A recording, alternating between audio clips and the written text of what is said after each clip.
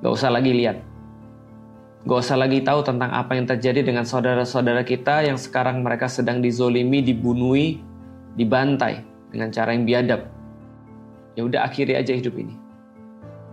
Ya udah, pokoknya keluar aja daripada semua ini. Pergi keluar rumah mencari kajian, tapi di rumah permasalahan-permasalahan ditinggalkan. Pergi dari rumah kemudian seolah-olah dia mau berdakwah, padahal dia meninggalkan kewajiban di rumah bahwa anak istrinya tidak diurus.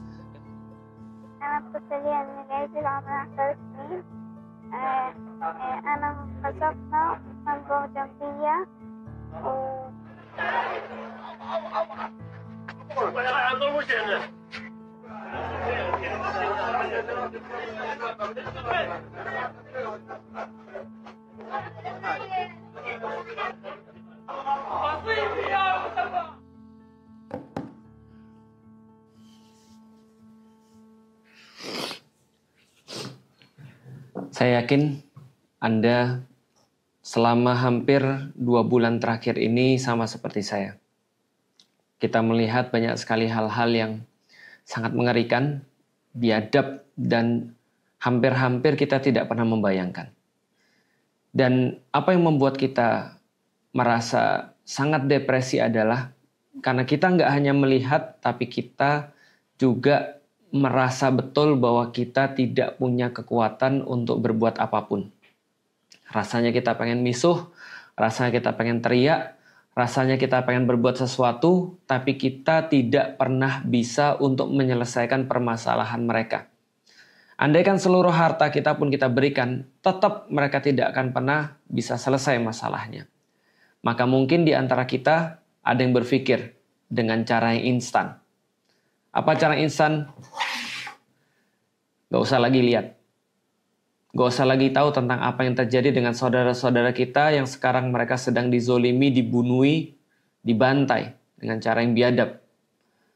Apalagi cara yang instan juga. Kemarin saya ditanya, Ustadz, apa kita nggak berangkat aja di sana berjihad lalu mati, Ustadz? Cara instan. Dan mungkin cara instan yang sama senantiasa dipikirkan oleh orang-orang yang mereka mendapatkan tekanan. Karena manusia secara instingtif akan mencari cara untuk keluar daripada tekanan-tekanan itu. Itu adalah sesuatu yang alami. Maka orang merasa ketika dia punya masalah, dia punya pinjol, anaknya nggak beres, istrinya ngelawan terus, orang tuanya sakit-sakitan, dia nggak bisa mencukupi anak-anaknya untuk sekolah, anaknya minta uang terus, udah berapa bulan nggak bayar, lalu kemudian nggak bisa punya uang bahkan untuk mencukupi makan buat anak-anaknya. Maka dia berpikir, apa cara yang mudah? Ya udah, akhiri aja hidup ini. Ya udah, pokoknya keluar aja daripada semua ini. Itu semua dari cara berpikir yang sama. Maka ketika ada orang yang bertanya pada saya, Ustadz, apa kita nggak pergi aja ke sana, Ustadz? Kita sekalian tumpahin darah kita aja, Ustadz, biar semua selesai. Lalu saya sampaikan bahwa saya di dalam Islam ada 2 cara. Ada cara mudah, ada cara yang sulit. Dan biasanya ketaatan itu ada pada cara yang sulit. Akan tetapi, kadang-kadang kemaksiatan itu seolah-olah seperti kebaikan karena dia berada di dalam cara yang mudah. Lalu saya tanya, kalau kita lihat di dalam negeri ini, kita lihat di dalam kehidupan ini, lebih banyak mana orang-orang ketika dia berada dalam tekanan, dia fight atau dia flight? Tentu saja kita lihat banyak orang yang flight, banyak orang yang menyerah. Banyak orang yang ketika dia menghadapi masalah-masalah dalam hidup, dia memilih untuk pergi. Dia memilih untuk mengakhiri hidup. Dia memilih untuk kabur daripada masalahnya. Karena itu lebih mudah. Apa saja jenis kabur daripada masalah? Makan narkoba, mengkonsumsi obat-obatan terlarang, demi kemudian keluar daripada masalah walaupun sebentar. Ini termasuk lari daripada kenyataan. Ini termasuk the easy way. Ini termasuk jalan yang mudah. Apalagi ketika dia punya keluarga, anak istrinya nggak bisa dididik, bahkan jadi beban bagi dia. Dia kemudian pergi daripada rumah. Dan kadang-kadang aktivitas ini seolah-olah diwarnai dengan seolah-olah taat. Pergi keluar rumah mencari kajian, tapi di rumah permasalahan-permasalahan ditinggalkan. Pergi dari rumah kemudian seolah-olah dia mau berdakwah, padahal dia meninggalkan kewajiban di rumah bahwa anak istrinya tidak diurus. Ketika dia tidak mampu untuk mencukupi, pinjolnya banyak, maka dia kemudian bilang, saya memilih untuk mengakhiri hidup supaya saya bisa mewariskan anak-anak saya tanpa ada utang. Dia seolah merasa baik. Persis seperti tadi.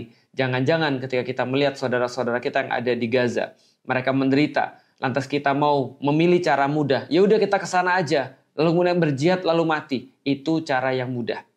Tapi yang sulit apa? Yang sulit adalah mengajari orang. Yang sulit adalah menyelesaikan permasalahan. Yang sulit adalah mengetahui apa yang terjadi di Gaza. Lalu mencoba untuk menyelesaikan mulai dari akar permasalahannya. Apa akar permasalahannya? Akar permasalahannya adalah ketika kita tidak memiliki satu kesatuan sehingga tidak ada yang melindungi mereka. Ketika itulah kita mempunyai masalah seperti yang kita lihat sekarang. Maka solusinya adalah dengan membuka pemikiran kaum muslimin. Liberation of mind. Mengajari mereka, mendidik mereka, mengarahkan mereka. Dan ini tentu saja perkara yang sulit. Memerlukan waktu yang panjang, memerlukan sumber daya yang tidak sedikit. Dan ini jarang yang memilih. Karena itu teman-teman sekalian, kalau kita berada di Gaza, kalau kita berada di tempat terjadinya konflik itu, ketika kita diserang, mungkin kita termasuk orang-orang yang mereka berjihad fisabilillah. Dan itulah yang terjadi pada saudara-saudara kita. Kenapa? Karena mereka tidak punya pilihan. Mereka harus melawan dengan fisik mereka harus melawan dengan cara yang terbaik, yaitu berjihad fisabilillah. Tapi tidak begitu dengan yang ada di Indonesia.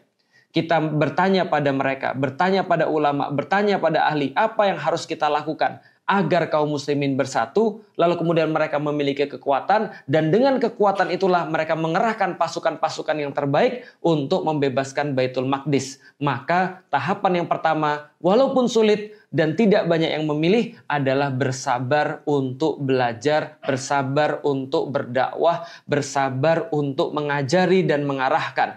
Memang ini adalah sesuatu yang sulit, perlu waktu yang panjang dan dengan sumber daya yang tidak sedikit. Tapi inilah the hard way. Inilah jalan yang agak sulit dan ini jalan yang diperintahkan oleh Allah Subhanahu wa taala. Karena itu teman-teman sekalian, dalam kehidupan ini kita senantiasa dihadapkan pada dua hal.